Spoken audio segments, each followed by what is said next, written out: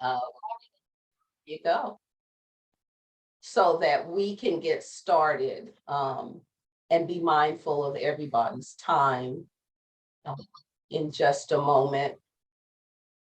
So Gail, and Ray also, I'll handle people as they're coming in, so you can just continue with the presentation, not to worry. Awesome. Appreciate that. Awesome, awesome, awesome. Thank you. Paulo. Hello, Paulo.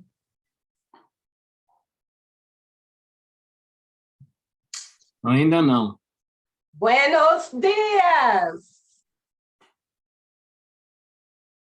Ladies and gentlemen, good afternoon. I'm Gail Birks, your host for today's Open Mic with Gail Birks. And this is all about leaders and executives talking about what's on your mind. I am so excited today because I've got a very special guest, and his name is Ray Funkhauser. And Ray is going to be speaking to us about how an expanded worldview drives your success, even if you don't travel. And we're going to do a special extension this month because there's just an awful lot to cover, and it's just going to be the beginning of the conversation.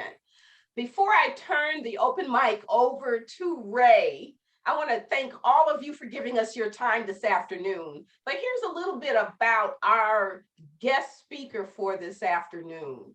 Ray Funkhauser, in his diplomatic roles, has spanned over 20 plus years in this industry. His career has truly covered the globe. He has excelled at key roles in matters as diverse as international asset management, protection and well-being of Canadian citizens abroad, crisis strategy and management, security in hostile environments, strategic communications and risk management. He is highly mobile, due in large part to his command of several languages. Now you're going to need a large piece of paper on this one. He speaks English, French, Spanish, Portuguese, German, and Swiss fluently. He's strongly driven by complex issues and the often obscure linkages between disparate data sets, cultural realities, and effective strategy formulation and execution. He relishes advisory and senior leadership roles where he can add tangible, and intangible value to high impact organizations. Let me tell you his working list, which is by no means the full list for this gentleman here. And it includes non-executive director roles, corporate chief of staff, strategic advice consulting, international risk crisis management, regional security, corporate and public sector, strategic communications, and frontier and international market infrastructure expansion. It gives me such great pleasure to introduce to our open mic platform, Mr. Ray Funkhauser. Ray, I'm going to turn it over to you, and welcome to Open Mic. Thank you, Gail. Those are some marvelous words of introduction. I do appreciate that. Over the months that we've gotten to know each other, I think we've really developed a climate of mutual support in terms of the interests that we share and the goals that we have, be they strictly in business or on diversity or on strategy, so many different aspects. As the relationship grows, we just keep branching out into so many different things. So I really appreciate your invitation to lead one of these sessions today. And as you mentioned, I understand that this is the start of a conversation. The idea really is for us to open our minds to some of these concepts and try and apply them, or at least see the application of these concepts in our daily lives, in our business strategy, in just the way that we view the world around us on a larger scale, but also on a more granular scale. So I'm really glad to be able to do that. Mindful of the time, of course. I am doing my best to keep it tight, just so that we can encourage fulsome interaction as well. So for that purpose, I have just a couple of introductory ideas, concepts, statistics for us, just to set the groundwork, just so we have the same frame of reference. Mhm. So what I will do then is I will share a short presentation for that purpose. I'll just make sure this comes up here. And while you're doing that, for those of you who have questions or comments that you want to share with Ray, please feel free to jump in. This is a conversation. We're not talking heads on the open mic. Yeah, definite emphasis on interaction here. Feel free to interject. Feel free to add knowledge where knowledge is due. We would be highly appreciative of any input that we have, because we certainly feed off of that to form a much more complete idea in terms of our presentation. So why did I use this title? Why did I use this catchphrase? Because Gail just went through a whole set of information about me in terms of where I've been and what I've done. But what I would like to avoid is that we get the idea that you have to do 100 things in 100 places to really have an expanded worldview, or that you have to travel on a regular basis, or you even need to have the resources to gain this type of knowledge. What I'm here to say is that a worldview has much more to do with your mindset than all the places you've been. Why do I say this? I know many people who have been to 30, 40, 50 countries. And if you ask them anything about their experience in these countries, you can see that they didn't really learn a lot from it. You could see that they had a particular approach to life which has not in any way changed or evolved as a result of the travel experience. So people will go places, but they will not necessarily take on growth as a result of those experiences. So for me, it's much more important to go less places and get more out of it than to go all over the place and just skate around and then just come home none the better for the experience. So that's really the central point with respect to worldview. Worldview isn't that you have viewed all the places of the world. It means that you view the world as a place that can help you grow, a place that will help you develop strategy, that will help you develop a career, that will help you develop alliances. So that's the real emphasis that we're looking at here. So maybe I want to jump in real quick when you talked about that worldview, because I too run into people who have that same perspective of, I got to touch every country in the world before I die. But there's no substance and depth in it. What was it that triggered you to start changing your world perspective, in addition to acquiring the basis for what got you here now?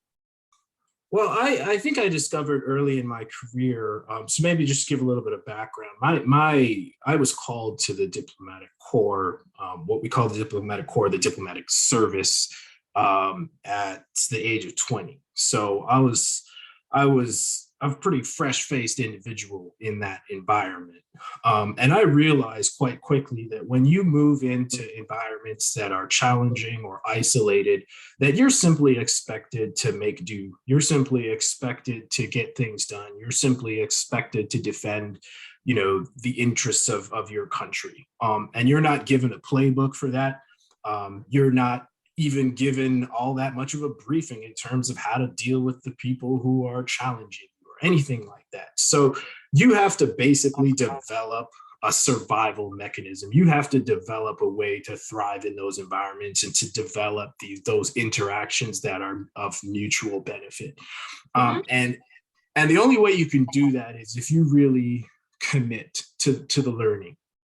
if you really commit to learning about the people you're dealing with, understanding what their priorities are, understanding what you can bring for their benefit, and not just, the mercantilist or the extractive approach, whereas I come in and I just want to obtain something. It's not just about obtaining something. It's also about looking at yourself and understanding what value you can bring to the people around you. So I think that ended up being a hallmark of my career going forward. And it also made me a lot more open to taking assignments that people might not necessarily think of taking.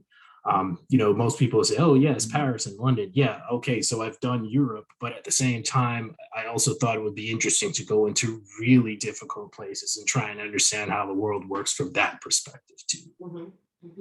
Awesome. Awesome. Thank you for that.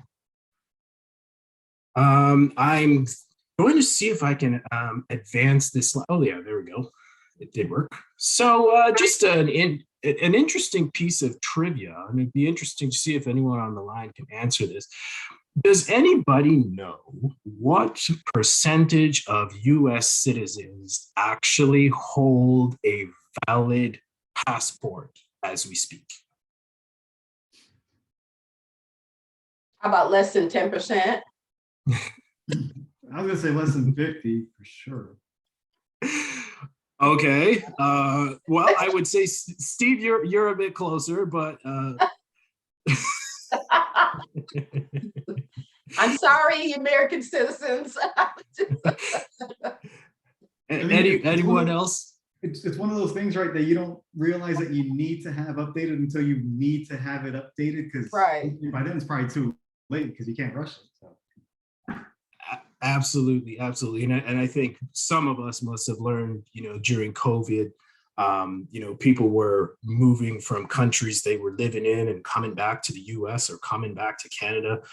We had hundreds of thousands of Canadians who returned to Canada. We basically had our Prime Minister, Justin Trudeau, issue, we'll call it an edict, where he basically said, hello, Canadians, it's time to come home. And so Canadians returned to Canada in their droves. And one of the fun things that I got to do was lead the evacuation of Canadian citizens out of Guyana, where I was stationed at the time. So we had, at the end of the day, over 1,000 Canadians, many of limited means and limited mobility, that we moved to basically chartered planes and moved them back to Canada. So the question, of course, is how many of them had a passport, right? And what you need to do in a situation that's already urgent to get people ready to travel. So yes, having a passport is just as important, if you ask me, as some of the doomsday people would want to keep canned beans and AR-15s in their bunkers. Well, I would suggest that you keep a valid passport as well, because that's what ensures that you have that mobility, even if it's something as simple as crossing the border to Canada for whatever reason. So I highly recommend having a passport. And to answer the question, only 37% of Americans hold a valid passport. Okay. Now, that doesn't necessarily mean they all, that you all use them all the time, but it does indicate the level of mobility that you have in the population, right? Now, just for juxtaposition or for perspective, I also obtained the data for passport holders in Canada. Can anyone guess what percentage of Canadians hold a valid passport? I'd say 90%. I wasn't going to go that high, but I'd say it's higher than the American. Higher than us. I embarrassed myself before, so I'm just going to go high. Okay, well, it is a significant percentage. So the correct answer is, wow, 2/3 of Canadian citizens hold a valid passport, which says a lot with respect to many things. It's not just a question of attitude. We don't necessarily need to use that as a direct proxy for cultural attitudes. It also has a lot to say about the infrastructure that you have in your respective countries, because I don't know if anybody has heard this statistic before, but I will tell you that over 80% of Canada's population lives within 100 miles of the US border. I don't know if anybody ever heard this statistic, but basically what that means is Canada's existence from a population perspective is basically defined by our southern neighbor. Our largest cities, 9 out of the 10 largest cities in Canada are located within that band that I mentioned to you. So what does that mean? That means that the Canadian view is by necessity a cross-border view. The idea of going somewhere else to do things or to buy things or whatever is almost ingrained in the Canadian culture to an extent that in the US, maybe not so much, because the domestic market is so large. In fact, the largest airlines in the world are American airlines, as in US airlines, not because they have a massive network of international routes, but because they have such a massive domestic network. So if you look at Southwest, I don't think you've heard of Southwest flying to Asia, right? But Southwest is one of the world's largest airlines just because of the number of flights that it operates within the US. So there is a certain acknowledgement that has to take place with the idea that the US is such a massive center of domestic consumption. But what that does is it breeds a certain level of complacency with respect to the rest of the world. Because if you want to set up a business, you can do business in your own state. If you're a bank, you can become a multi-billion-dollar bank by operating in only one region. What that does, though, on the flip side, is it limits the perspective that one might have with respect to what's going on outside of those areas. Wow. And it also dims the perspective with respect to people who are coming in from other places, trying to understand what their concerns might be, or understanding what they can bring to the table as, you know, a new arrival or as a partner or whatever. Now, here is a key statistic. I want to jump. Go ahead. Before you hit that statistic, because you talked about mobility, and I think this kind of leads into that visa free or visa required country that we entered. When you get involved in assisting in the logistics of moving people between countries, I mean, that to me is an overwhelming thought. And for you who does this on a daily, weekly, monthly basis, I mean, what does that look like? Because that's a daunting task when you're talking about moving people, thousands of people from one country to another quickly in most instances. Yes, of course. So I think that COVID put all of this into overdrive because, you know, we've had mass movements of people, you know, as a result of wars or other crises, but COVID being such a global crisis, COVID being something where even among the families of the diplomats, you know, the families were being sent back to Canada. We only had a very skeleton staff level abroad. It was completely different because you're talking about entire plane loads. You're talking about a network that basically ceased to exist because all of the contingency plans that you had with respect to who's going to fly your people. Well, that works when you have 10 people, but it doesn't work when you have 100 people or 500 people.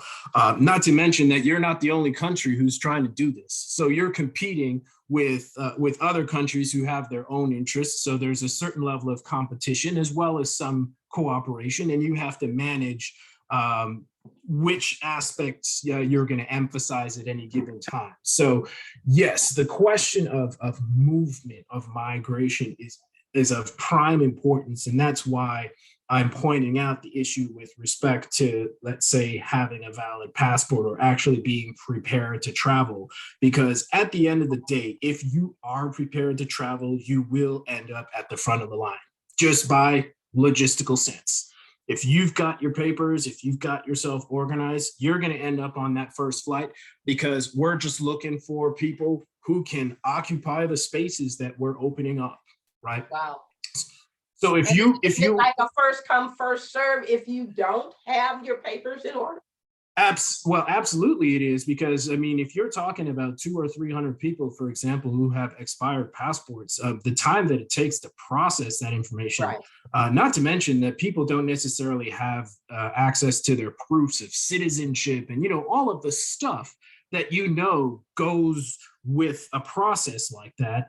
If you're on the move, you may not have access to your birth certificate. You may not have access to all that kind of stuff, not to mention communications networks and everything else. So that's why I'm saying, if you can avoid that kind of problem, I just highly advise. I recommend. Yes, just get the longest validity passport you can, stay on top of it. And the other thing that I suggest is, most people have Google calendars or iCalendar or whatever. You mark your calendar a year ahead of time. A year before your passport expires, you put a reminder in and you have a look at this. Why do I say that? Because a lot of countries these days are requiring at least 6 months validity on your passport in order to be accepted. And this is quite prevalent, especially in Latin America. So if you want to go to Latin America and you say, well, my passport's not expired, I can tell you right now, if you land in a place like Ecuador, you're still not going to get in, because they're going to say that your passport doesn't have at least 6 months validity. So just avoid all these kind of problems, because remember, we deal with clients, right? People who are looking for a service, but at the same time, we try to avoid having certain kinds of clients if we can do something to prevent the problems that they're coming to see us for. So we're not like an auto repair shop where it's a good idea for you to always have to fix your brakes. You know, we're not looking for more business in that sense. So we definitely give that advice as proactively as possible. Now, just to speak about the openness of the world. So I guess we all know, you know, the world has, depending on which measures you use, whether it's the UN or whatever, around 200 countries in the world. Now, the interesting statistic is that for people who have a US or a Canadian passport, right now it's actually the same. You can get into 185 countries without a visa. Now, that is impressive. That basically means that there are only a few countries, like, well, think about them, places like Russia, China. Those are places that you're always going to need to apply in advance for a visa and go through a whole process. But all of the other countries basically will allow you to enter. You might have to pay a fee on arrival or something like that. A good example would be like Turkey, which I just came back from. You know, you'll pay a fee or you'll do something electronically, but again, there's really nothing that's preventing you from visiting these places. So my advice is you take advantage of that as much as you can, because as the world starts to regress from what some have been calling peak globalization, that also means that borders are becoming a little more difficult. We saw this with COVID. You probably know that the principle of the EU or the European Union was that people could travel freely within all of the nations that are part of the EU. Well, what happened during COVID is they started setting up borders again because they wanted to control where the disease was going and everything else. And the fact is that a lot of these controls still exist to a certain extent, and they will probably continue to exist in some form.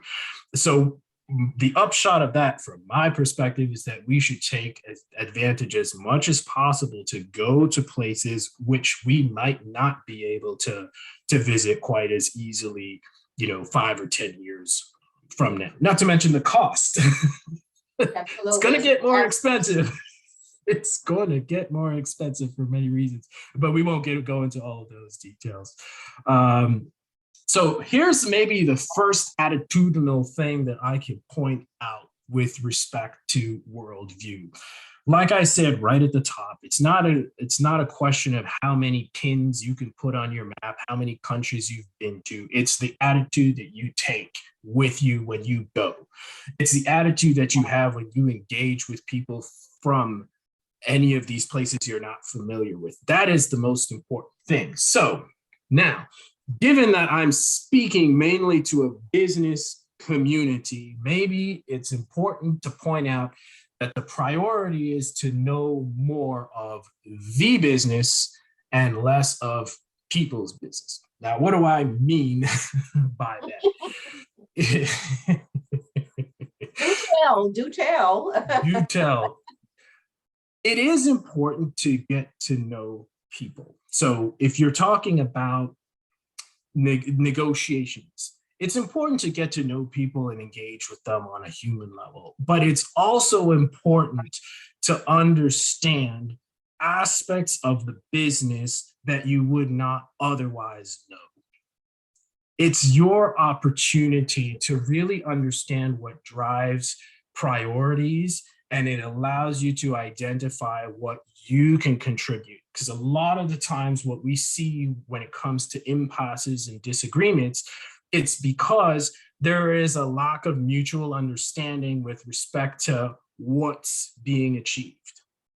If one side is looking to be efficient and the other side is looking to be expansive in their business, you need to find a way to reconcile those perspectives. Because if you just double down on your angle and the other side doubles down on their angle, you're not going to come up with a mutually beneficial arrangement. So that's why I talk about.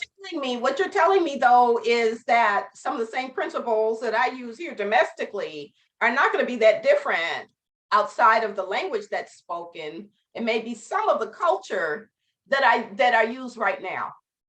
We just have to be maybe a little bit more conscious and courteous, if you will. Absolutely. So, and in fact, I do have a little bit more information that I'll get to in that respect, because you're absolutely right. Attitude is the fundamental key, but attitude coupled with perspective is what makes you truly effective. So we're going to look at that in the near future. Here is another thing that I find really important in terms of my experience with curiosity, right? Understanding how something works. Understanding how something works and obtaining information to support that is the most important aspect, okay, of our interactions when it comes to understanding a business or understanding business leadership or business strategy. Now, I know I say this with the risk of walking into troubled waters with you, Gail, because I know that you have a particular penchant for the numbers. But what I mean with that is not to minimize the importance of the numbers, because at the end of the day, you need to be financially literate to be able to interpret what's going on in a business. But before you're going to interpret numbers about a business, if you want to look at it strategically, you need to understand how the business works. What is the business seeking to achieve?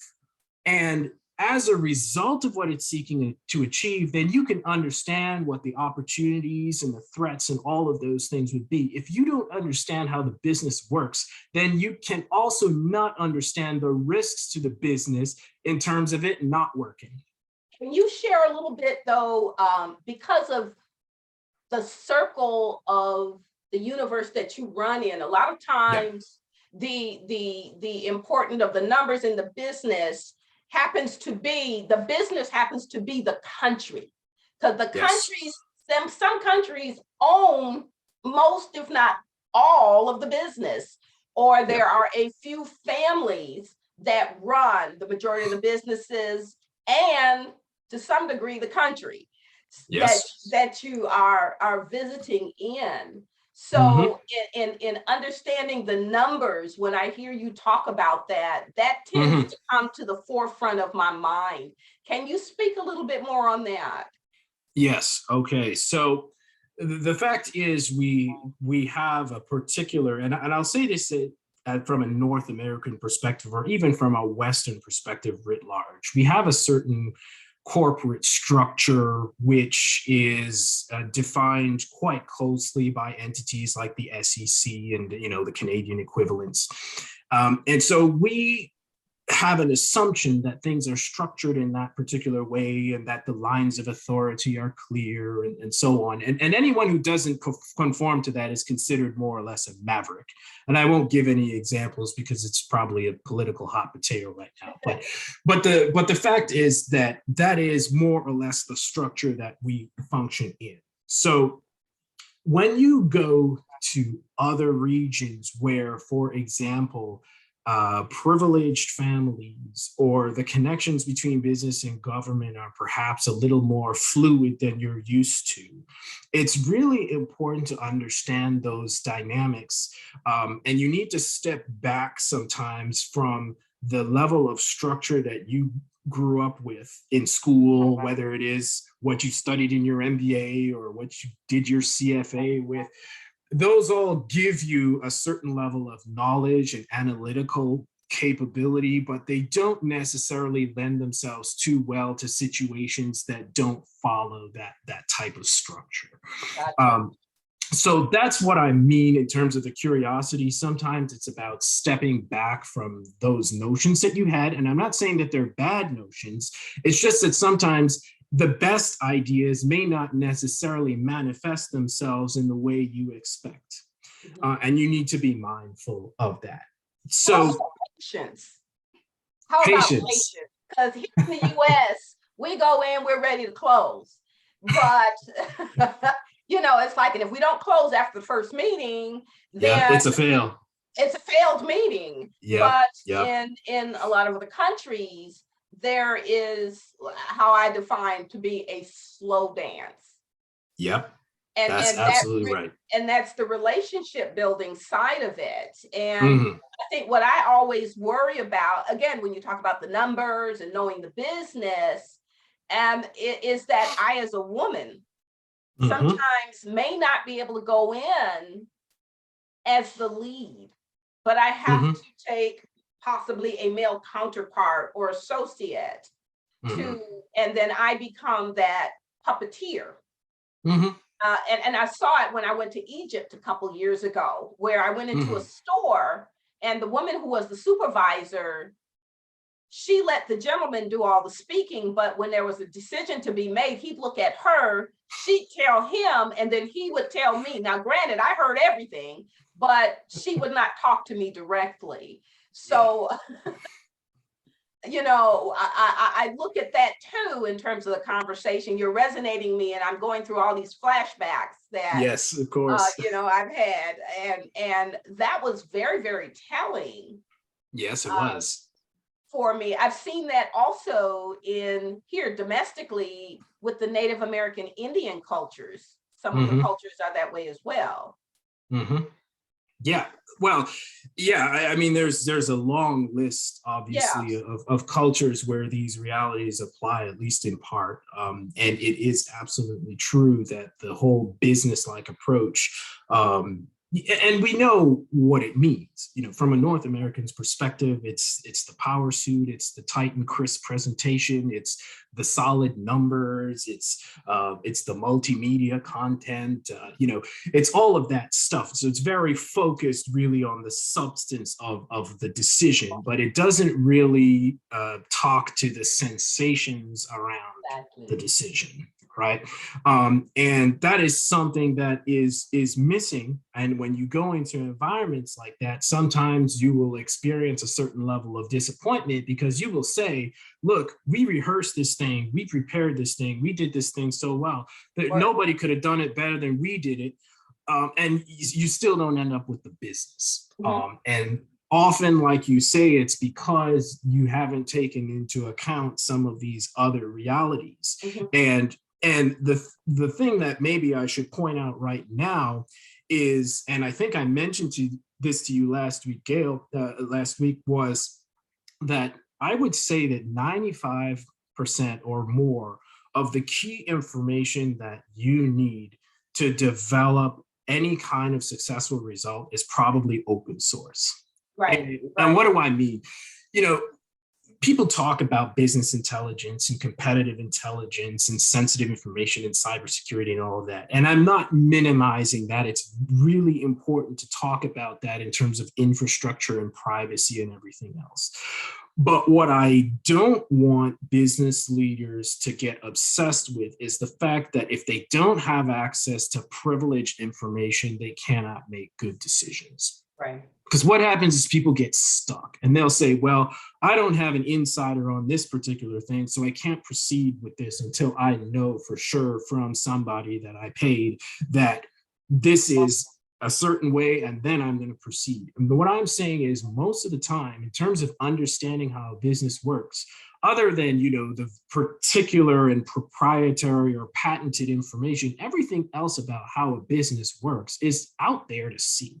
Right. Whether it's in terms of monitoring their stock market behavior, whether it is speaking to analysts, whether it is just doing your own research, even on the ground level, there is so much that information you can glean that is not controlled, that people cannot keep away from you. And so I encourage people to focus a little bit more on the information that you have access to, because it really does support the lion's share of the strategic decisions you can make.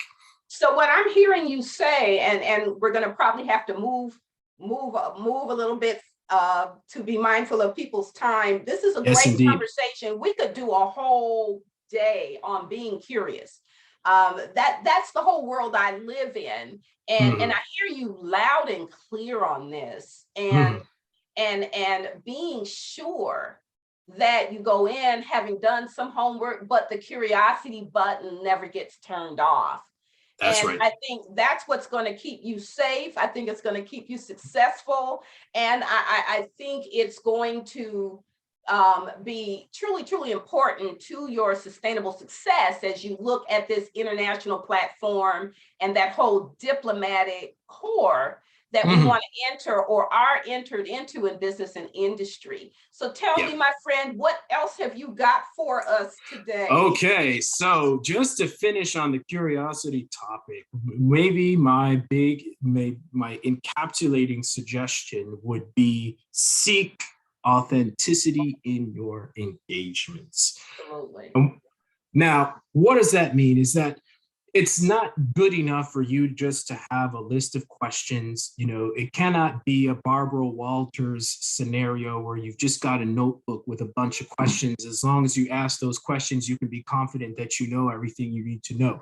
You need to have a really two-way conversation, where not only are you there to ask questions, but you're also there to answer questions. You're there to actually put a little bit of yourself on the line as well. So the development of these types of business relationships depends crucially on nurturing this type of dynamic. And when you seek authenticity in your engagements, what happens is that the relationship becomes less transactional and it becomes more true. Wow. Now, what do I mean by that? Is we tend to identify specific areas or functions that are important to us, and we try and attach resources to those things. And we figure that once we've done that, we're covered. But what I can tell you, particularly with the learning that we've had in the context of COVID, is that you never really know all the angles. You never know what level of the organization you're going to need when the crisis happens. And what I have said in my consultancy capacities quite often is, when people ask you about your Rolodex, people will say, well, I know the CEO of this place, and I know the managing partner of that place, and I know the president, and so on. That's great. Okay, I'm not minimizing that. But at the end of the day, when something goes pop at 3 o'clock in the morning on a Saturday night, it's not going to be the CEO who's going to fix it for you. Right. Right. Okay. He might wake up and he might ask somebody to do something for you. But if you really want to get to something, you need to understand who is operational in these areas. And you need to develop relationships or delegate the development of relationships with people like that. Otherwise, it doesn't matter who you say you know, you're not going to get that rapid solution that you were hoping for just because you had an important contact. So that's what I mean by authenticity in your engagement. If you have something, can you actually reach out? Can you answer somebody when they reach out to you? That's going to be the real test. Or are they going to ask themselves, like, do I know this guy? When was the last time I spoke to him? If they need to ask those questions, your engagement is probably not at the level you need it to be.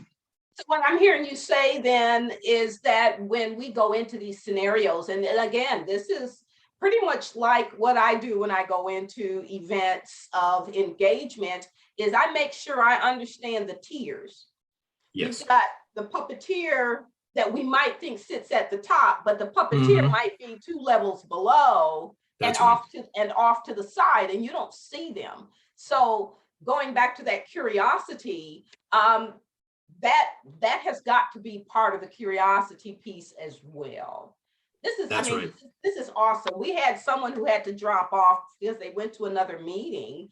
Okay. But what I'd like to, and I know you probably got a couple other slides that you want to share, but I want to open up the mics because after all, this is open mic.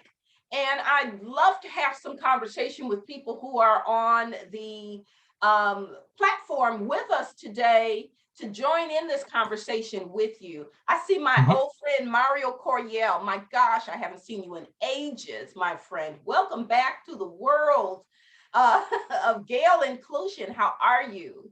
And did you have some conversation for my friend here, Mr. Fonkauer?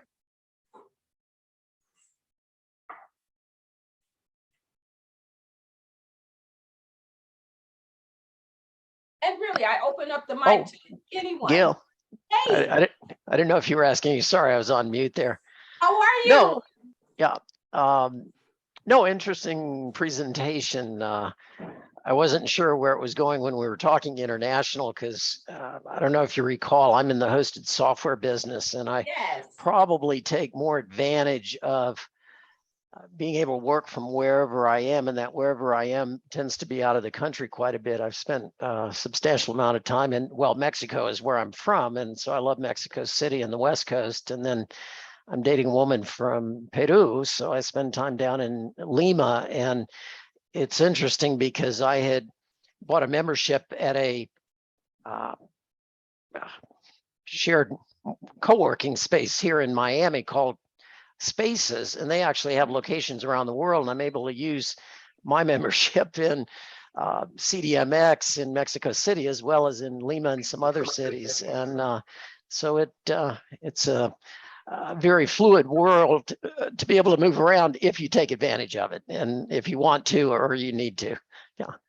And Ray, thank you for your comments. Actually, I'm in South Florida, but we have clients in Canada, so your statistic about how many people live so close to the border is one that I hear all the time, and learned after I started engaging with Canadians. And we work with nonprofit organizations up there, a lot of the habitats. Oh, right. Okay, the habitats, very good. Okay. Well, go ahead, Mary. No, the only thing I was going to say on that statistic, because I'm from Mexico, and when I go down to Huatuco in Oaxaca, the Canadians need the passports because they all go there in the winter time and take over. So I don't know if they've named that Little Canada down there or what. Actually, we have a few places that are like that. So obviously, Florida is a big one. Yeah. So we have entire communities of 20,000 plus that are, people coming down from Quebec, what we call the snowbirds. Then we have a massive movement, almost 1 million a year, going to the Dominican Republic, and we've got over 500,000 that are going to Cuba. But the reason why I pointed out this question of having an international attitude as opposed to just having international stamps in your passport is because a lot of these people are going to packaged tours on beaches where they're having a very curated experience, which the emphasis of which is, just being on the beach or whatever that entails. That doesn't necessarily include a view into the workings of the host country. It doesn't give them a sense for what the level of risk might be, what the opportunities might be. And so that type of engagement, I'm not saying that is completely valueless, but there is a need to understand that that type of engagement does have its limitations in terms of world citizenship. Mm-hmm. And those are some of the things that you educate your clients and residents in quite a bit. Wow. Yes, we do. Well, we're gonna have to do a part 2 on this, but I need to unfortunately move us into kind of our wrap up. And how do people get in touch with you, Ray? I mean, this is truly an exciting topic of this whole diplomatic corps. The fact that I know in my own business, we are moving to the international stage. So we'll have a conversation on that one. But I do believe that this is one that needs to be part of the everyday business conversation. And I'm so happy to be reunited with my friend Mario Coriel and see his face again. But there are just so many opportunities to build that conversation with someone like yourself. So folks, you can continue the conversation one-on-one with Ray. Here's his information. Why don't you share that with them, Ray? Yeah. So, my email is always functional no matter where I am. Mario, you can identify with this. It's really important to have contact information that works everywhere. So, my phone number is a WhatsApp number that works basically everywhere. Same thing for email or LinkedIn. So that's why you see the +1, because when you travel a lot, you start putting a plus in front of every number, every contact, because they can just be from anywhere. So that's just another pro tip. When you're taking people's number, always put that plus, always put that country code, because you'll never know when you'll need that. So yeah, I can be reached by all of these means. I would say that just to encapsulate the parts that I didn't address in this particular chapter, it's important sometimes to zoom out.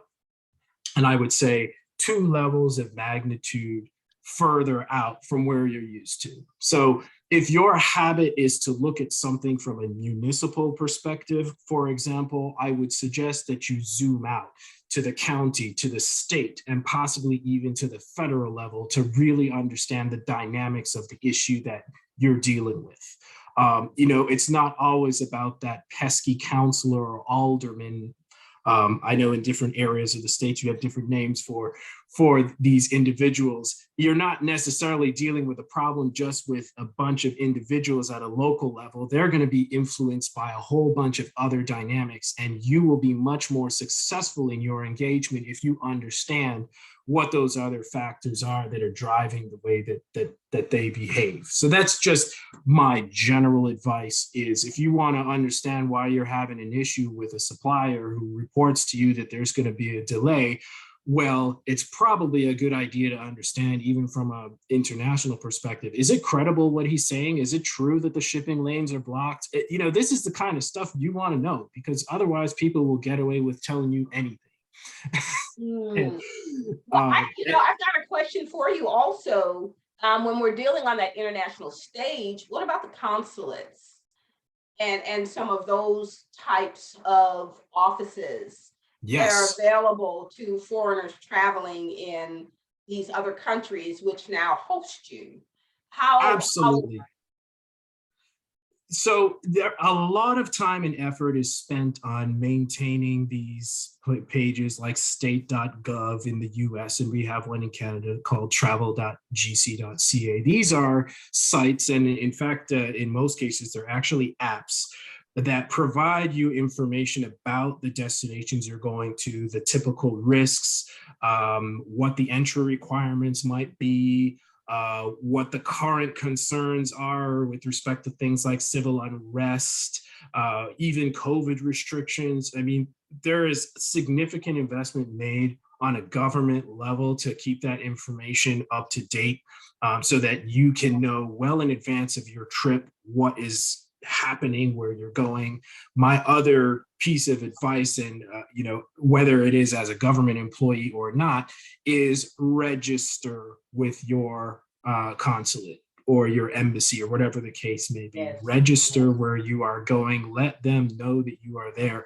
I know some people say, oh no, if I register, they want to collect tax from me or whatever. I will tell you right now, it has nothing to do with that. It's just about managing a crisis. If I know where my people are, I know how I can help them, and I can secure resources to get them out of trouble. But if I don't know that they're there and they're only appearing out of the woodwork at the 11th hour, it's a lot more difficult for me to provide solutions or advice. So definitely register. And lastly, since we're speaking to the business community, we encourage people to engage with these consulates. Why? Because there are political teams, there are commercial teams, there are development teams that are there and that are prepared to engage with you and support you in terms of whatever activities that you want to undertake in these environments. And so you don't always have to, and of course, as a consultant, it's probably not the smartest thing to say, but you don't always have to pay a consultant to get the lay of the land. At least initially, you can obtain some really good, basic open source information from people like this who are trained to provide that support. And then at some point, when you decide that you want to get further into it and you want to make an actual investment, then obviously you can get into more of the details and have your board directors and your consultants and everything else assist you. That's just my advice in terms of how to manage moving out. Yeah. Wow. My head right now is exploding with information and questions. And unfortunately, I have exhausted my time. And I thank you all so much for staying a little bit longer with us today and chatting with Ray and I. And Ray, thank you so much. I know this is just the beginning of a phenomenal friendship that we are having, and that I hope that you will agree to come back on open mic with me and continue this conversation, because like I said, when we have conversations, folks, it's a 5-minute conversation that lasts an hour and a half, because there is just so much that we have in terms of our dialogue one-on-one. So Ray is here because I wanted to share this with you. So if you didn't have a chance to be with us at the beginning of this conversation, please know that it is being recorded and will be up on the website page. Go to www.cma-ent.com and you can click on open mic. We will have that link there for you. And you can hear Frank continue to chat on this topic of worldwide view. Ray, thank you so much for giving me your time today. I know you are always on the go. I appreciate you. And folks, thank you so much. And we will see you second Thursday of next month, where we will be bringing in another speaker for you to have some dynamic conversations. Take care, be well, stay prosperous. Ciao. Always a pleasure, Gail. Thank you. Thank you, Ray. Thank you, Gail. Bye. You're Thank you. welcome. See you later.